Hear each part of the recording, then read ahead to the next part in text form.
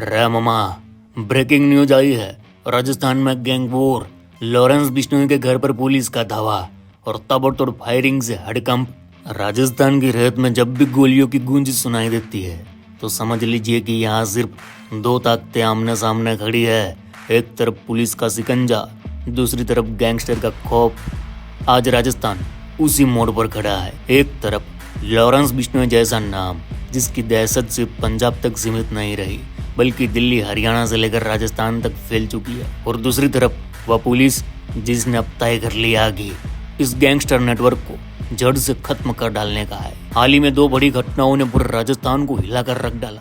पहली घटना है श्रीगंगानगर पुलिस और बीकानेर पुलिस ने लॉरेंस बिश्नोई के घर पर ताबड़तोड़ छापा मारा, जिसमें उसके पैतृक गांव दुतरावाली से लेकर रोहित गोदारा और उसके गुर्गों के घर तक तलाशी हुई।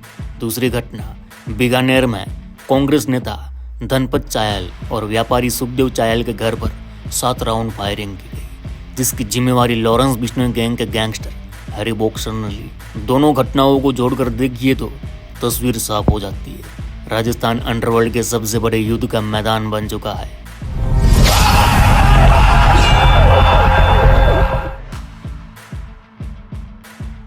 केम छो मजा मार मामा।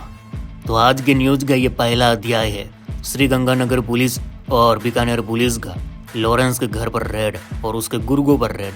राजस्थान की सीमाओं से लगे श्रीगंगानगर जिले की रात उस दिन आम रात नहीं थी। मंगलवार की रात जब बाजार सो रहा था तब पुलिस की कई टीमें सक्रिय थी। एसपी अमृता दुहन के आदेश पर पुलिस का बड़ा लाव लश्कर ऑपरेशन शुरू किया हुआ था। लक्ष्य साफ था, लॉरेंस बिश्नोई और उसके गुर्गों के आर्थिक नेटवर्क को तोड़ना। पुलिस को इनपुट मिला था कि गैंग के शूटर्स और सरगना व्यापारी वर्ग को फोन कॉल्स पर धमकी देकर मोटी रंगदारी वसूल रहे हैं।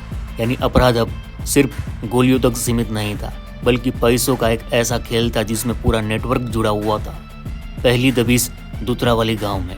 यहीं लॉरेंस बिश्नोई का पैतृक गांव है, यहीं पर उसके माँ बाप रहते हैं। आधी रात को पुलिस ने यहाँ दस्तक दी।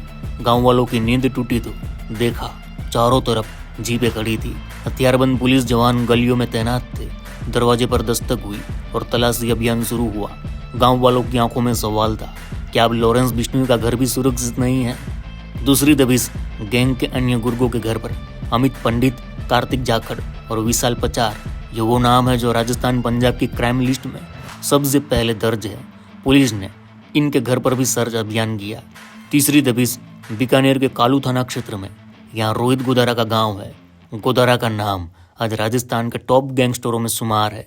पुलिस टीम ने यहाँ भी छापा मारा और उसके परिवार से पूछताछ की। यह पूरी कार्रवाई किसी छोटे स्तर पर नहीं थी। यहाँ पुलिस सिर्फ हथियार या बदमाश ढूंढ नहीं रही थी बल्कि गैंग का फाइनेंशियल ट्रायल, धमकी कॉल्स के सबूत और रंगदारी की रकम का हिसाब। यानी पुलिस ने खेल वहीं से शुरू किया जहां से गैंगस्टर को सबसे ज्यादा चोट लगती है, यानी वो पैसा। इसके कुछ समय पहले राजस्थान पुलिस ने राज्य भर में टॉप 25 मोस्ट वांटेड अपराधियों की एक सूची जारी की थी।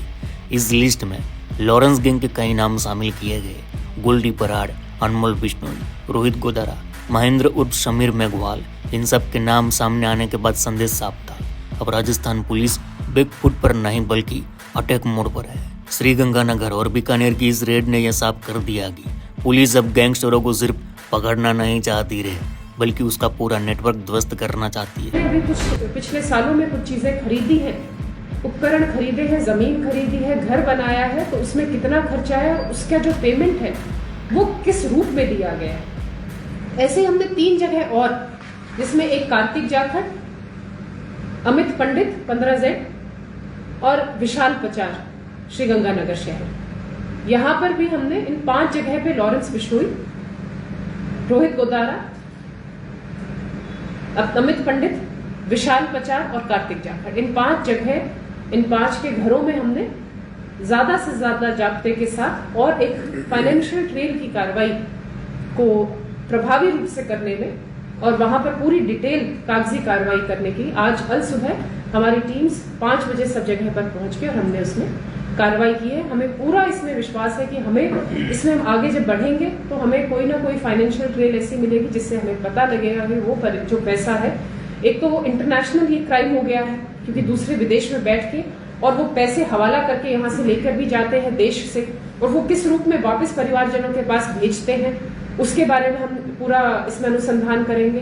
दूसरा, अगर हमें लग रहा है कि ये सही में ही बाहर से हवाला का पैसा हमारे यहाँ से जो बाहर जाता है फिर वहां से वापस आ रहा है, तो इसमें और उससे कोई चीज ये अर्जित कर रहे हैं, तो उसका पूरा एक फर्द बना के जो ईडी है उसको भी दिया जाएगा, ताकि वो संबंधित प्रॉपर्टी पर अपनी कार्रवाई कर सके। और जैसे हमें अभी पता भी है कि कहीं ना कहीं बाहर से या इंटरनेशनल बॉर्डर से ये सभी जो संगठित अपराधी हैं ये वेपन्स वगैरह भी भेजते हैं, तो वो सारा जो ये अपराध का जो पैसा है वो उसकी ट्रेल हमारे यहाँ पर कैसे है और वो परिवार में किस रूप में पहुंच रहा है, तो उसके चलते हमने आज ये दबिश दी है। और हम मानते हैं इससे काफी हमें आगे, जैसे हम इसमें आगे और काम करेंगे तो कुछ इंपॉर्टेंट हमें इनपुट्स मिलेंगे और उसी पर फिर हमें जो विधिक कार्रवाई करनी होगी हम वो अमल में लाएंगे। लेकिन कहानी यहीं खत्म नहीं होती रे मामा, क्योंकि इसी रेड के कुछ घंटे बाद बीकानेर में वह घटना हुई जिसने पूरे राजस्थान की राजनीति और पुलिस को हिला डाला। कांग्रेस नेता धनपत चायल और उसके भाई के घर पर ताबड़तोड़ गोलियां चली। दूसरी बड़ी खबर, बीकानेर की गलियों में गोलियों की गूंज। 9 सितंबर की भोर का वक्त, बीकानेर की गलियां अब भी नींद में डूबी थी। सादुलगंज इलाके में अचानक गोलियों की आवाज गूंजी, ढाई ढाई ढाई ढाई।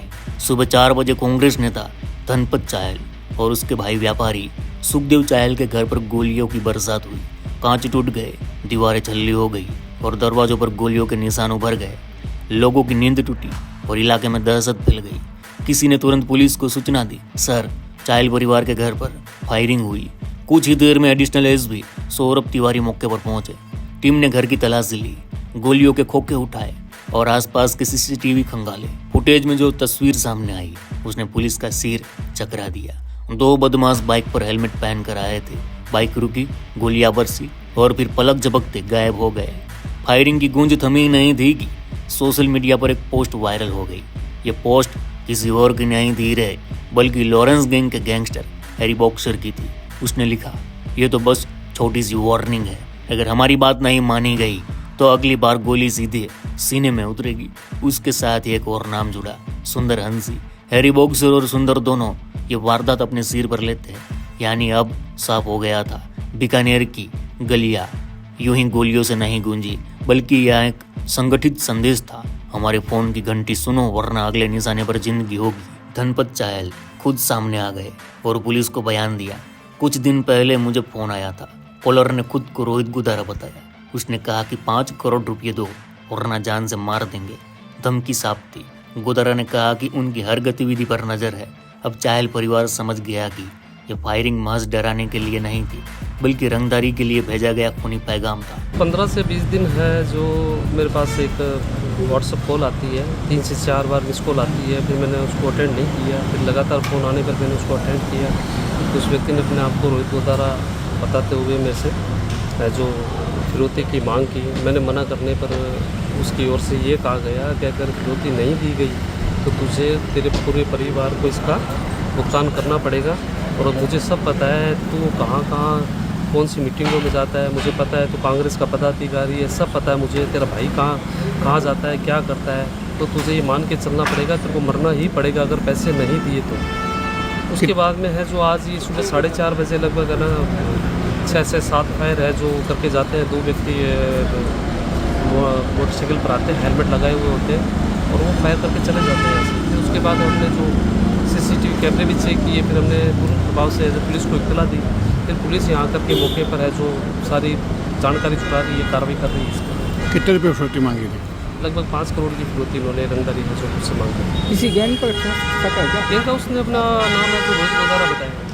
फायरिंग के कुछ दिन पहले बीकानेर पुलिस ने रोहित गुदारा के घर और उसके गांव चक तेजाना में रेड की थी। अनूपगढ़ SSB सुरेंद्र दादरवाल और कई थानाध्यक्षों की टीम वहां पहुंची।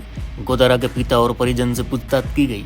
गांव वालों ने देखा कि चारों तरफ पुलिस की गाड़ियां ही गाड़ियां खड़ी हैं। हथियारबंद जवान खेतों और ढाणियों में घूम रहे हैं। यह साफ था कि पुलिस अब सीधे गोदारा नेटवर्क पर प्रहार कर रही है। लेकिन गैंगस्टर भी चुप नहीं बैठे। पुलिस ने कुछ दिन पहले ही बीकानेर के मुक्ता प्रसाद नगर से 2 बदमाश को गिरफ्तार किया था। उनके पास से 4 पिस्टल और 12 जिंदा कारतूस मिले थे। पुलिस ने दावा किया था कि ये बदमाश रोहित गुदारा गैंग के गुर्गे हैं और किसी बड़ी वारदात की तैयारी में थे। अब चाहल परिवार पर हुई फायरिंग को गैंग ने पुलिस को जवाब की तरह अंजाम दिया। मानो कहना चाह रहे हो तुम हमें पकड़ सकते हो लेकिन हमारी गोलियों को तुम रोक नहीं सकते। बीकानेर की यह घटना कोई आम फायरिंग नहीं थी, यह उस गैंग वॉर की शुरुआत थी जिसमें अब राजनीति, कारोबार और अंडरवर्ल्ड सब शामिल हो चुके थे। राजस्थान की जनता समझ गई अब ये लड़ाई सिर्फ पुलिस और अपराधियों की नहीं बल्कि खौफ और कानून की जंग है। एक तरफ पुलिस लॉरेंस गैंग के ठिकानों पर छापा मार रही थी, दूसरी तरफ उसी गैंग ने बीकानेर की सड़कों पर अपने आतंक का झंडा गाड़ दिया। यानी साफ है राजस्थान अब गैंगस्टरों का नया अड्डा बन चुका है। राजस्थान की रेत में अब सिर्फ ऊँटों के कदमों की आवाज नहीं आती बल्कि गोलियों की गूंज, धमकियों की गूंज और पुलिस के सायरन की गूंज सुनाई देती है। दोनों के बीच की ये जंग सिर्फ गैंगस्टरों की लड़ाई नहीं, ये राजस्थान के कानून और अंडरवर्ल्ड की सबसे बड़ी टक्कर है। पुलिस गांव-गांव दबिश दे रही, गैंगस्टर सोशल मीडिया पर धमकियां दे रहे और आम जनता पूछ रही है क्या राजस्थान गैंगस्टरों की गैंग वॉर का अड्डा बनता जा रहा है? जवाब वक्त देगा, लेकिन इतना तय है कि आने वाले दिनों में राजस्थान की धरती पर खून और कानून दोनों की परीक्षा होने वाली है। तो मामा ये थी दो बड़ी खबरें। चलो इस गुज्जू भाई का राम राम, मिलते हैं फिर। और हाँ वीर, आपके भाई ने व्लॉग चैनल स्टार्ट किया है तो व्लॉग चैनल की विजिट करें और व्लॉग चैनल को सब्सक्राइब करें। तो भाई को सपोर्ट करना ना भूले और अपना भाईचारा दिखाएं।